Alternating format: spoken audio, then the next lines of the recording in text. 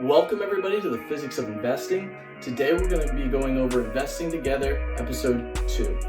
So we're going to take a current look at our portfolio. We're going to go over our cash, our investments, and our rate of return. And then we're going to make a decision of what we want to do from there. For those of you who don't know, Investing Together is a series where I basically build a portfolio from scratch and document every step of the way on YouTube. So if you're new, please give this video a like and subscribe to the channel. So some housekeeping with the YouTube channel before I get into all that. I changed the name of the YouTube channel recently from Caleb's Come Ups to the Physics of Investing. I feel like this is a little more fitting because I'm a college student who's studying physics and electrical engineering. And physics involves the studying of how the universe works through the physical interactions between objects and particles. And with this YouTube channel, I'd like to show you guys how investing works through like the physical steps that you actually have to take, like buying and selling, to become a successful investor. I've also got a professional logo being made. It might be done by the time this YouTube video comes up. If not, it's going to be done at the end of today. And I also got a nice banner that I put on my YouTube channel. So if you want to go check that out, you should go to my channel and you'll see all these changes that are being made and all the improvements that I'm making.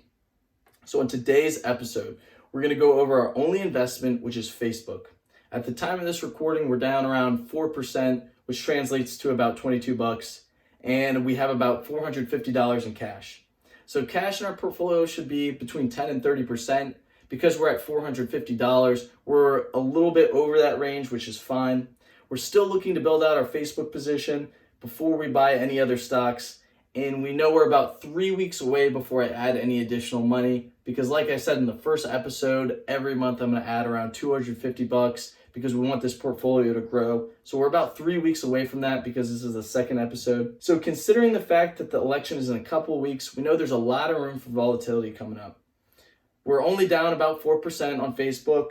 So putting everything together, we know there's lots of volatility. We know that we want to be down pretty heavily on a position before we buy more.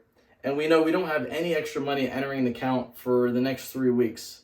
So right now, I think the best decision with our Facebook position is going to be wait to add more.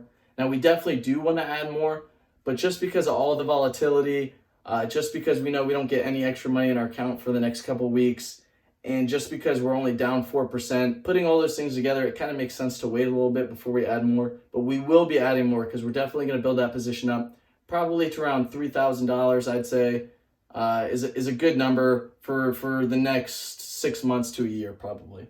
So the goal of this account, I'm going to show you guys right now a picture of my private account. I'm currently up around $5,000 in this account, or over $5,000, not including all the profits I've taken this year, which is around $1,000, or actually it's over $1,000. So this is where I think this account is headed. I think we could definitely accomplish this with time. If you guys stick around long enough, you'll see the account hit 5K, 10K, 20K, and so on. So I really encourage you guys to like this video and sub to the channel so you can see us get to those levels with this account. So now we want to start thinking about some other stocks. Yes, we want to build our main position of Facebook up, but because we're not going to make any moves with that in the next couple of weeks, I think we need to move on a little bit just to stay active as investors. So Facebook's going to be our main position, and because it's a tech stock and a big tech stock, for our next few stocks, we kind of want to avoid those categories. We want to start thinking about diversification. Our goal for the next 6 months or so should be to find about 2 other stocks that we like that we can start building into positions. So these stocks preferably shouldn't be tech related, but I'm not exactly going to rule that out because a lot of tech stocks are really great. So what are some ideas? I got a couple value plays that are some ideas. One is JWN or Nordstrom. That stock is very cheap right now. Pre-pandemic, it had good revenue and good net income growth. It's being priced for bankruptcy right now, which I don't think is fair. I think people are tired of being cooped up, and as the economy reopens, I think they're going to get more and more traffic through their stores, and eventually in the next couple of years, I think they're going to reach profitability again. So that's one play. And then the other play I have is Sprouts Farmers Market. That's a cheap, good growth stock with sustainable long-term trend of healthy eating, which is both of these stocks I own in the private account. So these are just some ideas of what we can add to the public account. It's not a necessity, but these are just some stocks that I know have some pretty cheap valuations and I could get some pretty easy returns on them. So what about some new stocks? Stocks that aren't in my private account. Well, most recently, I began researching a company called PagerDuty. I'm not fully done with this research, but PagerDuty essentially acts as a central nervous system for all digital devices a company has that are interconnected. It's a service sold to IT teams, tech support, and programmers. It basically finds a problem, diagnoses it, and transfers it immediately to the people whose job is to fix it.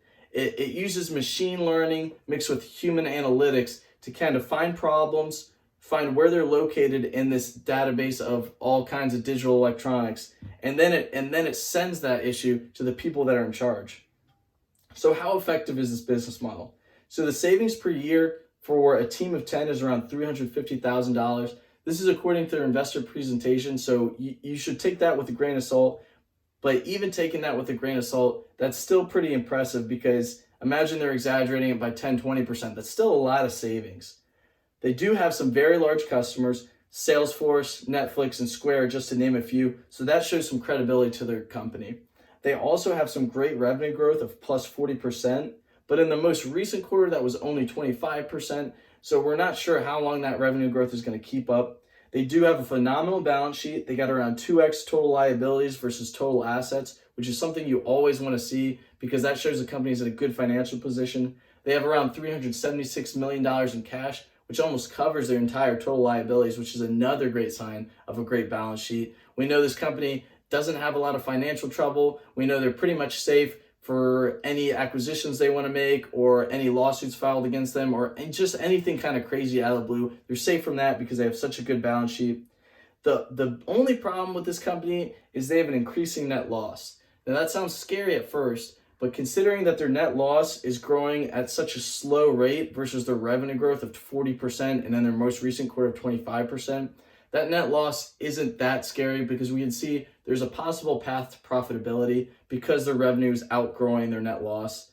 But they're still not a profitable company, so we got to be careful. Like I said, I'm not completely done with the research on this stock, but this is what I have so far. I like what I'm seeing so far, but it's not necessarily jumping at me like, oh, I need to buy this right now. But it is an idea, and I'll keep my eye on the stock to see if it keeps falling in the future. So closing remarks. That's it for your Investing Together episode 2. Please don't forget to like this video and sub to the channel to see the next episodes. I'll be uploading weekly, every week. And any stock ideas or video ideas, please leave them in the comment section, because I'd be more than happy to get some of those videos out to you guys. I just want to know what you guys want to see, and I'll only know that if you guys comment. And then I'll work on a video and do my own research and then give you guys my opinion. My Instagram is also going to be tagged on my YouTube channel. It's going to be tagged on my banner. So go ahead and give that a follow. And other than that, I'd just like to say everybody have a great day.